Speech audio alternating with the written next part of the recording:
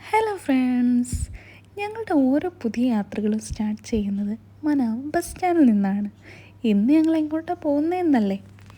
ഇന്ന് ഞങ്ങൾ ബഹറിലെ ഏറ്റവും ഫേമസ് ആയ ഡ്രാഗൺ സിറ്റിയിലേക്കാണ്.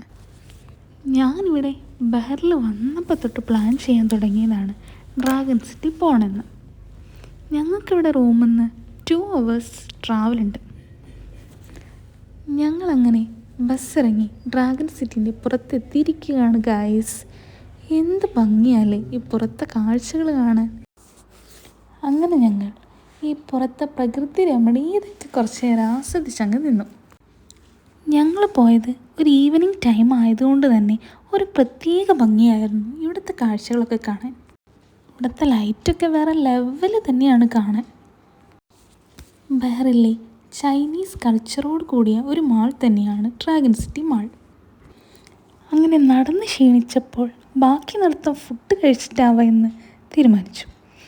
എവിടെ പോയാലും നമ്മുടെ മെയിൻ ഫുഡ് തന്നെയാണല്ലോ. ഞങ്ങളിവിടെ നിന്ന് ബ്രോസ്റ്റഡ് ചിക്കനാണ് ഓർഡർ ചെയ്തത്. ആക്രാന്തം മൂത്ത് എൻ്റെ വായ പൊള്ളുന്നതിൻ്റെ ഒരു സെക്കൻഡാണ് നിങ്ങളീ കാണുന്നത്. നമുക്ക് പിന്നെ ഫുഡ് കഴിഞ്ഞിട്ടല്ലേ വേറെ എന്തോ ഉള്ളൂ. ഫുഡ് മുഖ്യം ബിഗിലേ എന്ന് പറയുന്ന പോലെയാണ് നമ്മളെ കാര്യം.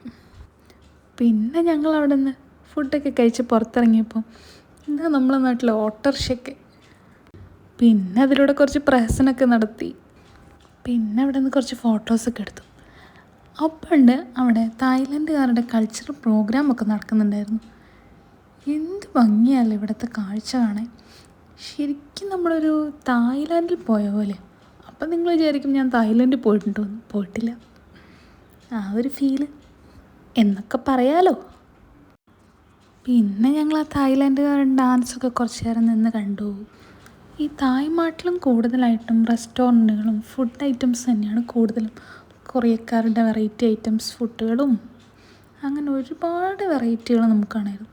ഇതൊക്കെ ഉണ്ടല്ലേ, എന്ത് കുറേ ക്യൂട്ടായിട്ടുള്ള കുറേ ഐറ്റംസൊക്കെ ഉണ്ടായിരുന്നു. ഞങ്ങളങ്ങനെ നടന്നു മടുത്തപ്പോൾ നേരെ റൂമിലേക്ക് പോയി. ഇന്നത്രയൊക്കെയുള്ളൂ. ബൈ.